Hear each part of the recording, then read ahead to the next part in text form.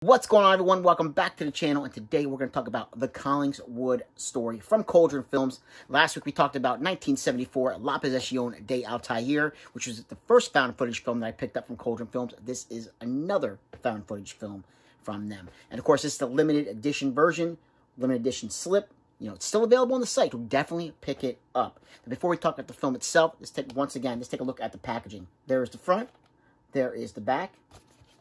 Take it out of the slip. Same image as the slip. There is the back. With special features behind the story, an interview with Stephanie Dees, Johnny Burton, and Grant Edmonds interview, a director commentary, image gallery, and a trailer. And on the inside, we have some lobby cards, as well as our Blu-ray disc, and reversible artwork. Now, this film is from 2002, and you know what? It's kind of near and dear to my heart. Why? Because it was filmed in New Jersey. It's a home state film around the Rutgers area. So, it definitely holds a little bit of a place for me. Now, I had not seen this film before. You know, when I was listening to a podcast, and they were talking. They had the owner of Cauldron Films, and as well as he's also owner of Diabolic DVD, and he was talking about these two found footage films that he had, that they had purchased and they were putting out on the Cauldron Films label, that being 1974 and Collingswood Story. And when he mentioned this and he talked about, where it was filmed, I was all in, absolutely all in, had to check it out. Now, this film, like I said, 2002, definitely filmed on a micro budget. It is basically the infancy of webcams. I mean, this is like dial up through the phone, and then you can go and you can, have the, you can still talk. You can see the person on the other side on the, on the computer, but it's definitely not as up to standard as today's technology. But still, it's cleaned up digitally. It's cleaned up very, very well. They restored it, made it look really nice and crisp. And the film itself, basically, the premise is our main lead actress. Her name is Rebecca. And it is her birthday. Now, she has moved from Virginia to the state of New Jersey, and she's going to Rutgers. Now, things have happened to her in the past. That's why she wanted to leave Virginia and move up this way and go to college. Now, her boyfriend, John, he's decided, like I said, it's her birthday, and he's decided, he's going to do this webcam with her, basically. She has no idea how this works, but, he's going to show her all the ropes and everything of how to do this. Now, upon doing this, since it's her birthday, he decided, I'm going to get, there's this. His friend knows of a psychic reader that they can call up through through this webcam, and they can talk to her. So she does just that. And this woman, she knows some things maybe that maybe she shouldn't know. So you definitely get an idea that she really is a psychic and she knows some things. But without getting too, one thing I'm not going to do. I'm not going to spoil how this film ends, because it is a twist. Something that I had to actually look up after the film was over for me to really wrap my mind around it. But she doesn't buy into any of this psychic stuff at all. She's a complete skeptic. Her boyfriend John, on the other hand, he talks to a psychic as well, and there are a lot of things. The psychic knows. Hey, you know what? Is she in the Collingswood area? Things that there's no way she would know these things. And for John, now he's just freaked out.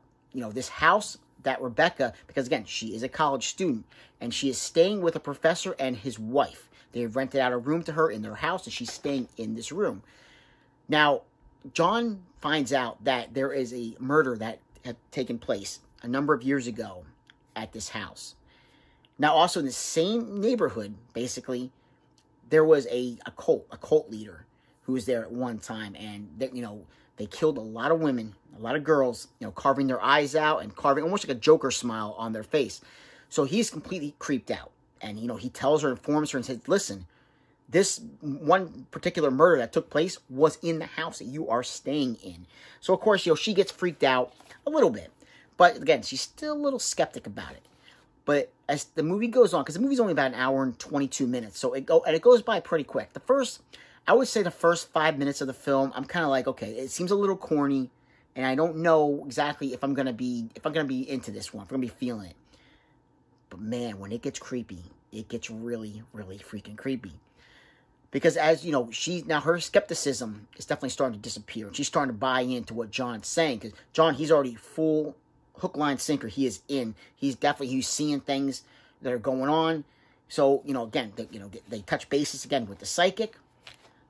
But now all of a sudden, now she's kind of like changing her tune about the things that she told John. She's kind of going back and forth. But again, you got to watch the movie to figure out exactly why she's doing and saying the things that she's saying.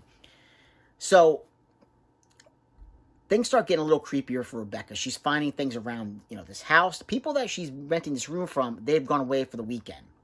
So now she kind of has to, run of the entire house to go do whatever she, to look around and kind of explore. But again, when you see the film, and it's really, because again, like I said, hour and 22 minutes, so it's hard not to spoil certain things. But the film, when it gets going, it starts off kind of slow, like I said, but it definitely, it builds and it builds and it builds. And I like the twist ending.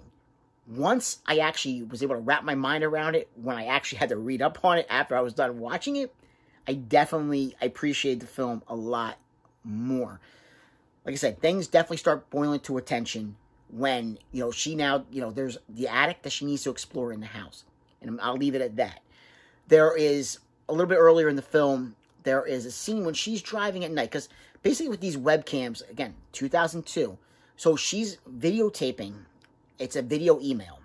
And, again, it takes forever for John to upload these videos and download to be able to see what she's emailing him. Man, it's crazy to think how far technology has come, right? And, with that, basically she's decided, because where this cult leader was, it was called Lee's Lane. And basically that's where these, this is where this cult leader, things happen on this particular lane. So she's trying to find out where is this location. So she's doing a little exploring at night. And it's just her driving around, trying to find, the location of this. But just the way it's shot, and because this takes place around Halloween. It's like 2 nights before Halloween. So when she's driving around, it's actually mischief night when she's driving around. And it's so ominous and so creepy because it's just her videotaping, and the streets are just, street lights, these back streets, the lights, the atmosphere, the leaves on the ground, you see some pumpkins that are smashed on the ground, not a soul around. And it's just, that atmosphere, for being on a budget like this, we're probably like 4 people total in this whole film, it just works. It absolutely works, and I love the atmosphere. That whole part definitely got to me. Definitely got to me.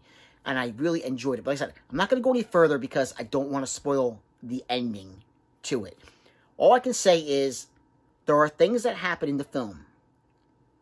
Pay attention. Just really pay attention to this film when you're watching it, because there are subtle little hints. Like I said, once I did go and check it out and read up on it, I started thinking about it. Wait a minute. I had to go back and I watched those particular parts in the film, and it made sense. I definitely was able to, I'm like, wait a minute. Now I see what they're talking about. So pay attention to the detail. It's always in the details. For even a film like this, always attention to detail. So pay attention to that. But this film, definitely pick up the limited edition from Cauldron. I mean, you're definitely supporting, a smaller company, but they're doing great work. And this is a really great package that they put together for this film. And yeah, I mean, definitely go check out the Collingswood Story. I don't think you're going to be disappointed, especially if you're into found footage films. So, like, subscribe, and comment if you get the chance, and I will catch you in another episode. Take care. Bye.